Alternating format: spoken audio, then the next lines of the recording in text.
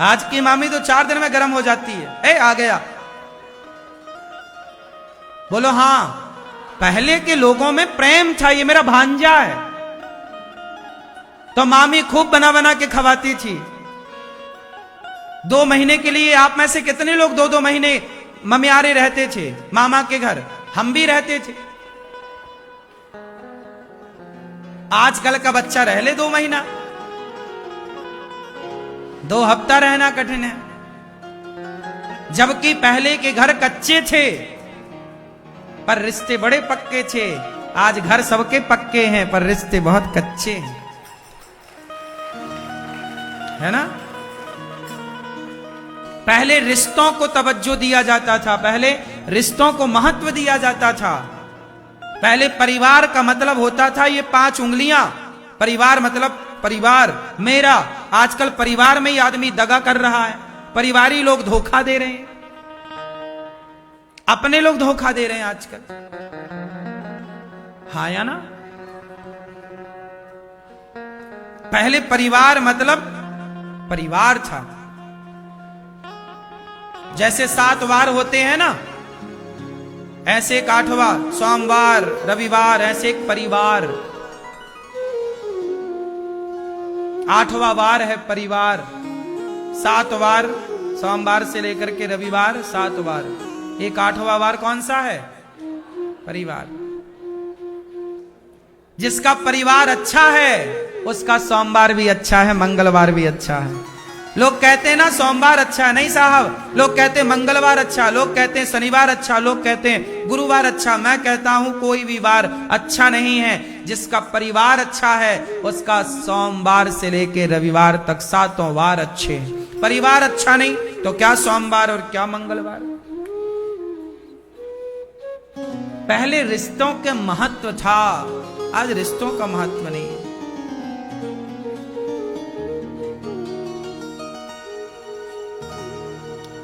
पहले भाई मतलब भगवान, पहले भाई मतलब अरे मेरा बड़ा भाई है भाई, बड़ा भाई मतलब देवता है, बड़ा भाई मतलब पिता है। आजकल बड़ा भाई छोटे भाई की संपत्ति हड़पने को तैयार है। छोटा भाई मतलब लक्ष्मण, बड़ा भाई मतलब राम, छोटा मतलब भरत, बड़ा मतलब राम, हाँ या ना। पहले रिश्ते पक्के थे, विश्वास था, ये मेरी पत्नी है। आजकल पत्नियां धोखा दे देती हैं।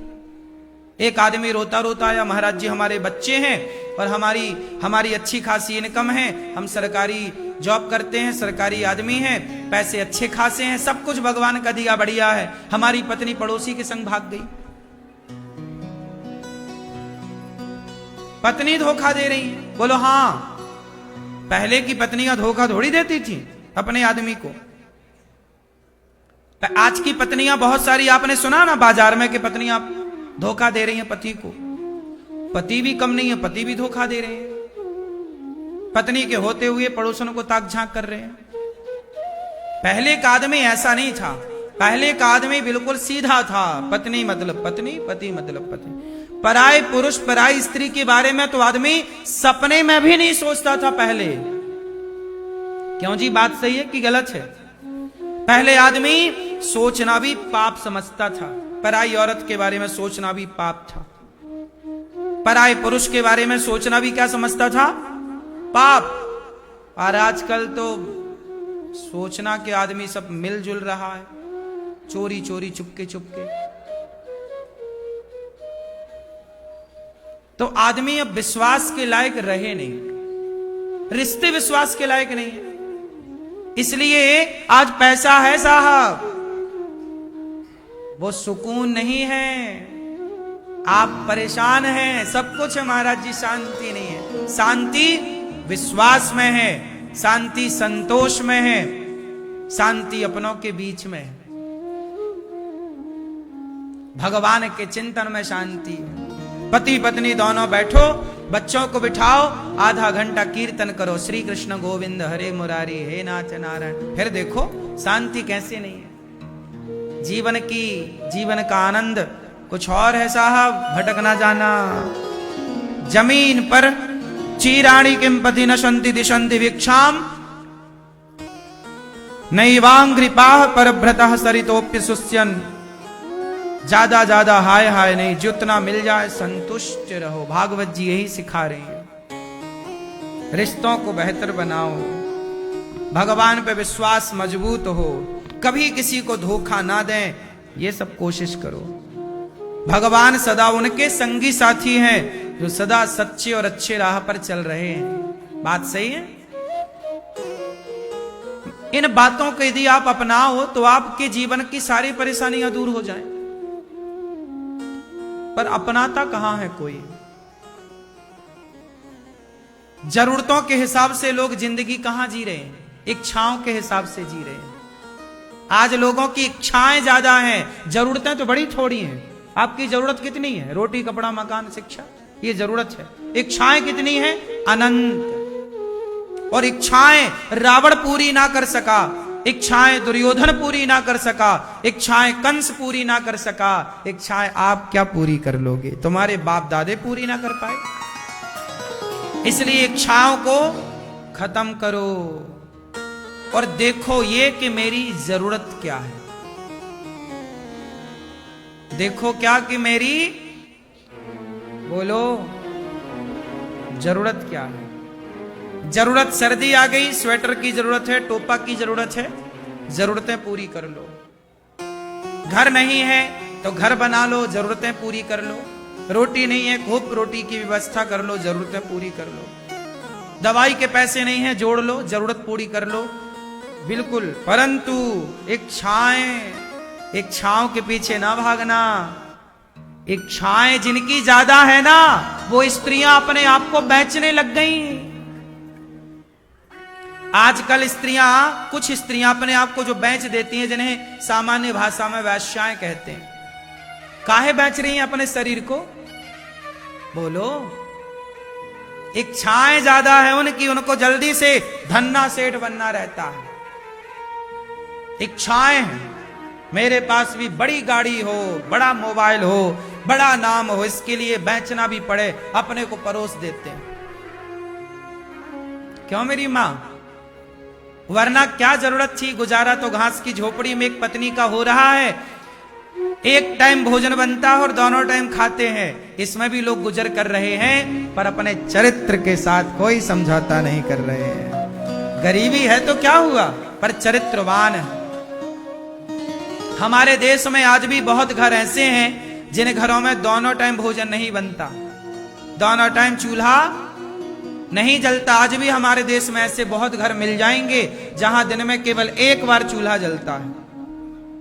यह बात सही है कि गलत है? एक बार चूल्हा जलता है और या तो दाल बनेगी या तो सब्जी बनेगी। दाल सब्जी दोनों नहीं बनती। ऐसी भी गरीबी मैंने देखी है। मैं तो खुद बचपन में भीख मांगता था गांव में जा जा करके। मैंने जितनी गरीबी में गुजारा किया है, जितना देखा है, आप लोगों ने शायद ना देखा हो, और भगवान करे किसी को ये सब देखना भी ना पड़े। हमने ये तक देखा है कि आज दाल बनी है तो सब्जी नहीं। हमने केवल बचपन में सब्जियों के नाम पे आलू की सब्जी खाई है, आलू का झोल, आलू और पानी, बस।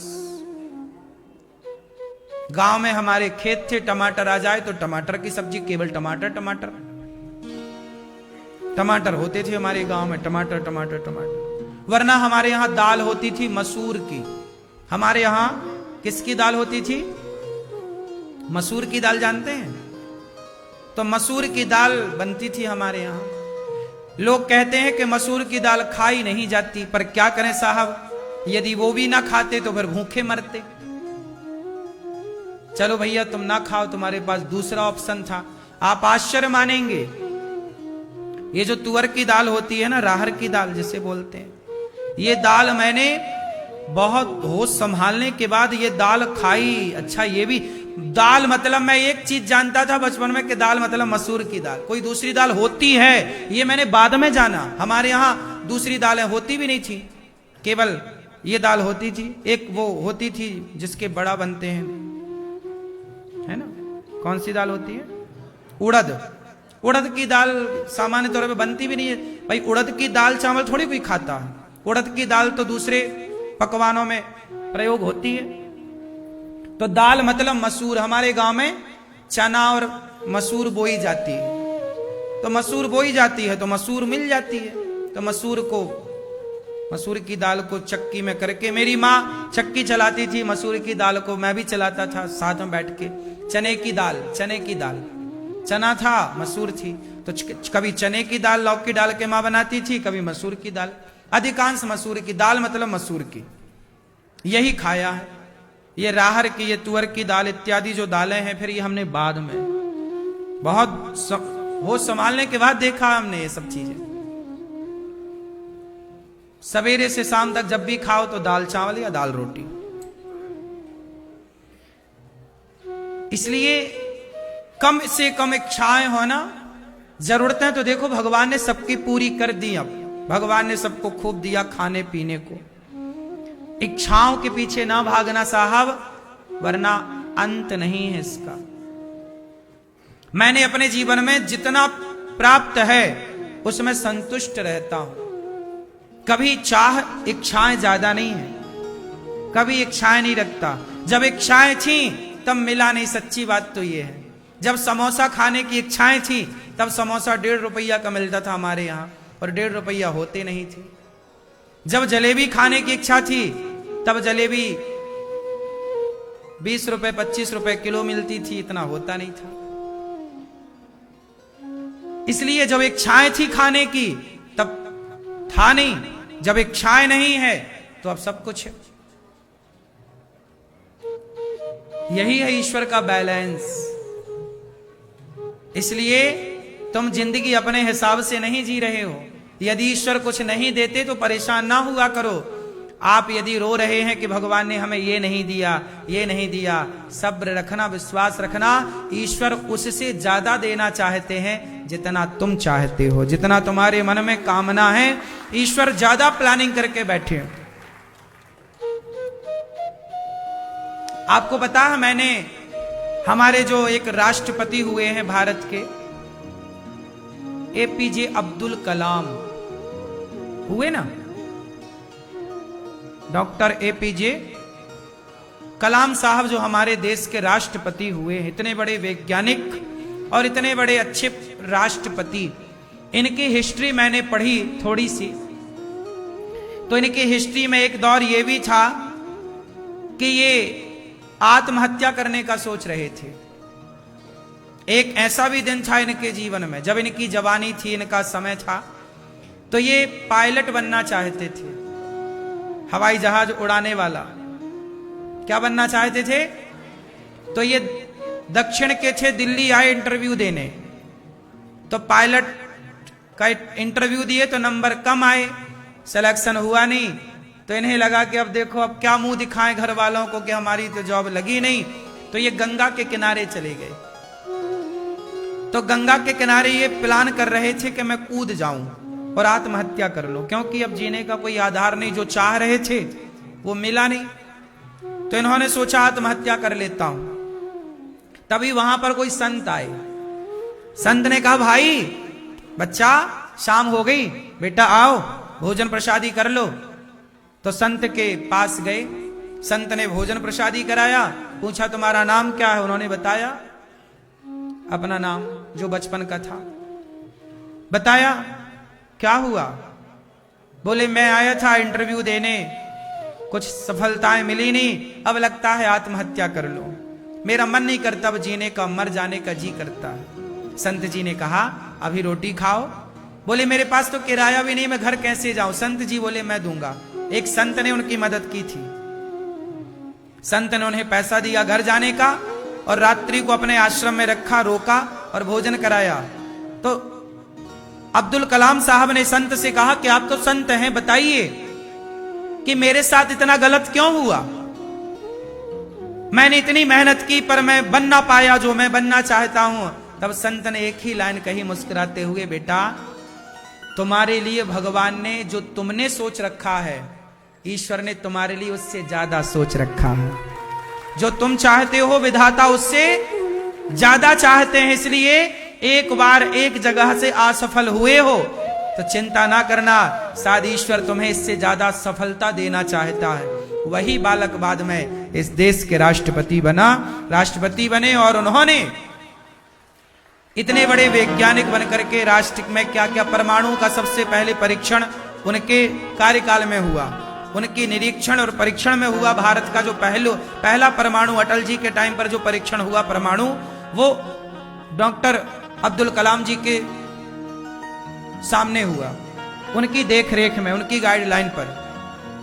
इतने सफल वैज्ञानिक बने वो, इतने सफल राष्ट्रपति बने वो, आज भी वो सबके चहेते माने जाते हैं। तो जीवन में कभी हताश नहीं होना चाहिए कि नहीं जी अब मर जाएंगे, अब तो रास्ता बंद। नहीं, ईश्वर ने तुम्हारे लिए बेहतर प्लानिंग कर रखी है। मैं बचपन में भीख मांगता था ना, लेकिन मैं कभी शिकायत नहीं करता था किसी से कि देखो इतनी गरीबी क्यों। मैं कपड़े फटे पहनता था तो मेरे कुछ लोग दोस्त वो कहते देखो तुम्हारे कपड़ा फटा है। कपड़ा फटा होता तो वो और फाड़ देते थे, वो हंसते थे, लेकिन कभी हमें बुरा नहीं लगता था। हम जानते ही नहीं थे कि अमीरी क्या है, गरीबी क्या है, बस गुजारा था। आप आश्चर्य मानेंगे, जब सर्दी आती थी ना तो हम लोग, मुझे याद है मेरे पिताजी और मैं, हम लोग ना धान होता ना, धान का प्यार होता है, प्यारा बोलते हैं, डंठल जो धान का नीचे का हिस्सा, ऊपर तो धान चावल निकल जाता है, नीचे जो बड़ा नहीं बचता धान का डंठल, जैसे प्यार बोलते हैं। ठंडियों में वो हम लोग कमरे में बिछाते थे, नीचे वो बिछता था, ऊपर से दरी और चटाई बिछा के सोते थे, बिछाने के गद्दे तक नहीं थे। सर्दियों में ऐसे गुजारा होता था। मैं 2009, अभी 2024 चल रहा है, 25 आ गया, 2025 चल रहा है। जब 2009, ये घटना 2009 की है, मैं 2009 में जब पढ़ने अयोध्या जी था ना, तो अयोध्या जी में मैं विद्यार्थी के रूप में था, पढ़ने संत निवास में रहता था। तो मेरे पास कपड़े नहीं थे बिछाने के, तो मैं बोरा, भंडारी जी से जो बोरा होता ना, बोरा जैसे मैं चावल दाल भर के आती है ना, बोरा समझते हैं आप लोग, जूट का बोरा बिछा करके, और 1-2-3 बोरा नीचे बिछा लेते थे, एक छोटा कंबल था, उसके ऊपर 3-4 बोरा ऊपर डाल लेते थे। ये 2009 तक ये स्थिति, इसमें गुजारा किया और पढ़ाई की, जीवन को गुजारा, भगवान का चिंतन, भगवान खुश थे वो तो अब बता रहे हैं, उस समय तो बस आनंद था, बस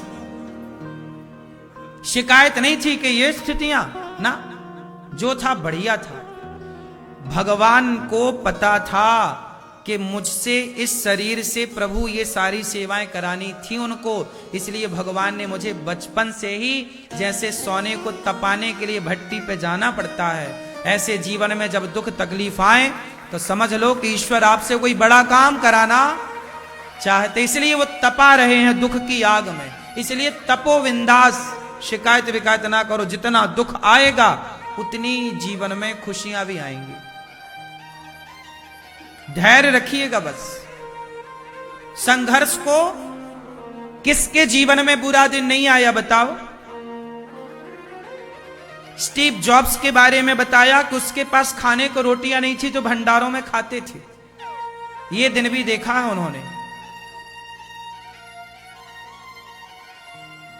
कौन है संसार में, आप लोग सबकी सफलताएं देखते हैं, सफलताओं के पीछे का संघर्ष नहीं देखते। आपको लगता है मैं भी वैसा बनूं, मैं भी वैसा बना, वैसा बनने के पीछे का बैकग्राउंड क्या है, वैसे बनने के पीछे का संघर्ष क्या है। अब्दुल कलाम तो सबको दिखे, पर अब्दुल कलाम का संघर्ष ना दिखा, धैर्य नजर ना आया।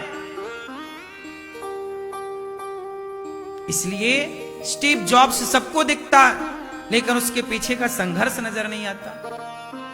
हर व्यक्ति यदि सफल, कोई भी सफल है, जितना सफल व्यक्ति होगा, याद रखिएगा, इमारत जब बनती है तो जितनी ऊंची इमारत बनती है, मतलब उसका उतने ही नीचे उसका वेस होता है, नींव होती है। आपको इस बिल्डिंग को 10 मंजिल बनाना है ना, तो आपको जमीन के नीचे उतना जाना पड़ेगा। 100 मंजिल बनाना है ना, तो जमीन के उतने नीचे जाना पड़ेगा। और 1-2 मंजिल ही बनाना है तो आपको ज्यादा नीचे जाने की जरूरत। बात सही है कि गलत है? जितना ऊपर जाना है उतना गड़ना पड़ता है जमीन में। बोलो हाँ। आजकल की संतान, आजकल के लोग गड़ने को तैयार कहां हैं? एक जंगल में पेड़ लगाओ और एक घर के आंगन में पेड़ लगाओ, दोनों एक ही पेड़ हो, बताओ कौन सा पेड़ मजबूत होगा, जंगल का कि घर का? क्यों? घर का पेड़ जो है उसे आप पानी देते हैं, उसे भरपूर खाद मिल जाती है, आप खाद दे रहे हैं, पानी दे रहे हैं, उसका ख्याल रख रहे हैं, इसलिए वो क्या हो रहा है, उसकी जड़ नीचे नहीं जाती, क्योंकि पानी ऊपर मिल रहा है। तो पानी की तलाश करने के लिए उसकी जड़ें नीचे गई नहीं, क्योंकि पानी ऊपर मिल रहा है उसको, तो उसकी जड़ें ऐसे फैलती हैं, ऐसे। इसलिए एक तूफान आया तो वो गिर जाता है, जबकि जंगल का पेड़ उसे ऊपर पानी मिलता नहीं तो वो कहां जाता है, वो नीचे जड़ें मजबूत करता है, वो जितना नीचे गड़ता है उतने तूफान को सहता रहता है। ये है गड़ना। आज की पीढ़ी गड़ने को तैयार नहीं है, मेहनत करने को तैयार नहीं है। इसलिए कहता हूं कि अपने संतान को स्वावलंबी बनाओ, सेल्फ डिपेंड बनाओ, आत्मनिर्भर बनाओ। कंधों पर चलना, बैसाखियों पर चलना सही नहीं है। बाप का कंधा कब तक रहेगा, मां का कंधा कब तक रहेगा, समाज का कंधा कब तक रहेगा? एक दिन तो आपको अपने पांव पे चलना ही पड़ेगा। इसलिए बच्चों को वैसाखी पर ना चलाओ। यदि वैसाखी पर चलेंगे तो अपाहिज हो जाएंगे। मेरे पिताजी ने बहुत बढ़िया काम किया। मेरे पिताजी, जब मैं 17 साल का था, मैं ये दास अनिरुद्ध, तब मेरे पिताजी ने कह दिया कि अब घर का पूरा दाल रोटी का खर्चा तुम्हें करना है, कमाओ और खबाओ। पिताजी, गरीबी थी ही और कोई काम धाम था नहीं पिताजी के पास। हम लोग अब पढ़ रहे थे तो पिताजी को भी था कि बच्चे पढ़ रहे हैं तो तुम करो। जिम्मेदारियां जब कंधों पर आई तो दाल है कि नहीं, चावल है कि नहीं, नमक है कि नहीं, ये सब देखना था। तो 17 साल की उम्र से ना घर चलाने की जिम्मेदारी आ गई। तो क्या हुआ, फिजूल में बैठने का समय नहीं मिला, प्रपंच करने का समय नहीं मिला, क्लबों में जाने का, शराब पीने का, गुटखा खाने का समय ही नहीं मिला। हम भी समय मिलता, हमें भी समय मिलता, बाप के भरोसे के, बाप तो है कमाने वाला, मैं क्या करूं काम करके, बाप की दौलत तो है ही।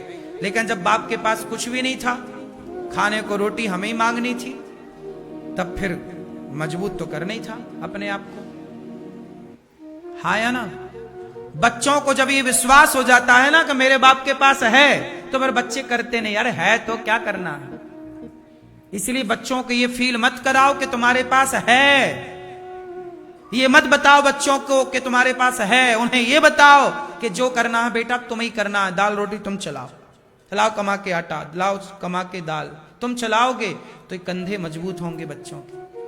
आजकल बाप, बेटा तू चिंता मत कर मैं बैठा हूं, तो फिर भैया एक काम कर, पापा जरा 1000 रुपए 5000 डाल दो, आज क्लब में जाना है। वो पी रहा शराब, वो छोरियों के कंधे पे हाथ रख के नाच रहा भांगड़ा डिस्को, क्लबों में जा रहा। बाप ने बड़ी गाड़ी दिला दी, बड़ी गाड़ी में चल रहा है। जितना सुख दोगे संतान को उतना ही उसे दुख मिलेगा। इसलिए उसे पनपने दो, अपने से गड़ने दो। वो खुद से जब अपने हाथ पांव चलाएगा ना, हमें तैरना नहीं आता था बचपन में, हमारे पिताजी ले जाके पानी में फेंक देते थे।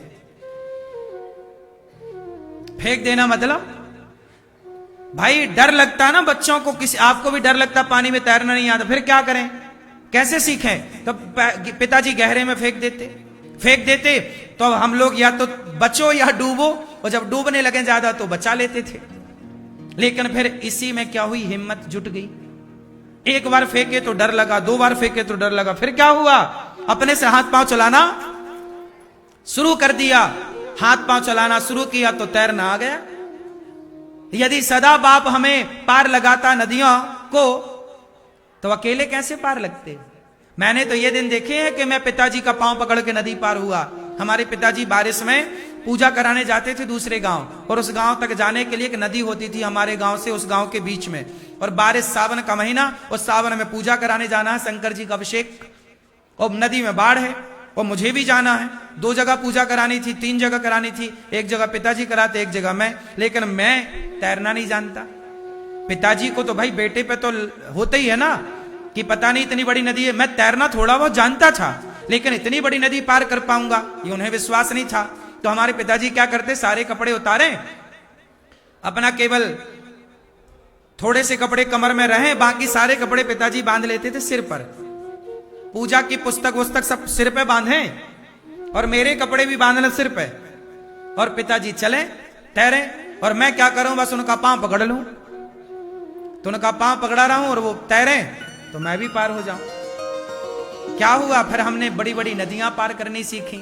जब हम वृंदावन आए ना, तो हमने खेल खेल में पूरी यमुना जी पार कर ली थी तैर करके, खेल खेल में, क्योंकि तैरना सीख लिया था यहां आने से पहले। ये माँ बाप की यही शिक्षा है, जो आज आप पढ़ा रहे हो ना, ये ठीक है जो आप पढ़ा रहे हो, सही है, लेकिन जिंदगी जीने के तौर तरीके भी बाप ही सिखाएगा। कैसे जीवन जीना है, कैसे रोटी कमाना है, ये सीख लो साहब, यही सबसे बड़ी शिक्षा है। कैसा व्यवहार करना है, सामने वाले से बात कैसी करनी है, ये शिक्षा है। अब तुमसे बात करना आता नहीं है, बड़ों से कैसी बात करनी है। व्यापार चलता है व्यवहार से, व्यवहार सीखा नहीं तो व्यापार चलेगा कैसे, हाँ या ना। इसलिए बच्चों को बाप चाहिए ही चाहिए, और आजकल बाप अपनी जिम्मेदारियां बिल्कुल नहीं समझता। पत्नी को सौंप देता है, तुम्हारा बच्चा तुम जाओ, नहीं, तुम्हारा भी बच्चा है वो, तुम बाप हो, तुम सिखाओ, तुम ही उसे मजबूत करो। जैसे मेरे पिता ने मुझे मजबूत किया, हर परिस्थिति के लिए तैयार कर दिया। अब कांटों में रहना पड़े या जंगल में रहना पड़े या शमशान में रहना पड़े या नदी में रहना पड़े, मैं हर जगह रहने को तैयार हूं। बचपन गुजरा है ना हर जगह से, सुख का आदि नहीं हुआ कि नहीं जी मुझे ऐसी चाहिए, मुझे गर्मी में ले चलो, सर्दी में ले चलो, बारिश में ले चलो, नंगे पांव ले चलो, सब में तैयार। हर कठिनाई से गुजारा है ना, हर कठिनाई। आजकल के बच्चे कहां कठिनाई देखते हैं कुछ। इसलिए जितना ऊपर जाना है उतने नीचे गड़ना होता है साहब, वरना कमजोर हो जाओगे। जरा तूफान आएगा, वो देखो ना, बड़े बड़े देखो हमारे सुशांत भैया, उन्होंने आत्महत्या कर ली। बॉलीवुड के भैया हुए सुशांत, उन्होंने आत्महत्या कर ली। और सुशांत जैसे ना जाने कितने लड़के, सुशांत जैसे ना जाने कितनी लड़कियां आत्महत्या कर लेती हैं। क्यों?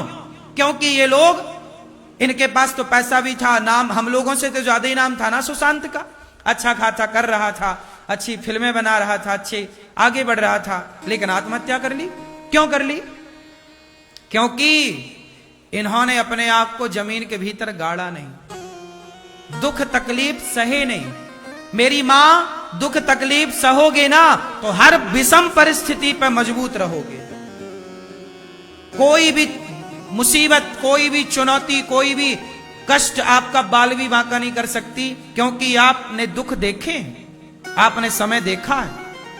आत्महत्या कर लेना सबसे सरल काम है, सबसे कठिन काम है चुनौतियों को डट करके उनका सामना करना और मुस्कान होठों पे बनी रहे। छाती चौड़ी करके खड़े रहो, हर दुख के आगे, हर तकलीफ के आगे लड़ो, हर तकलीफ से। कृष्ण ने अर्जुन को लड़ना सिखाया, लड़ अर्जुन, मार पितामह को, कितना भी बड़ा कोई हो लड़ना पड़ता।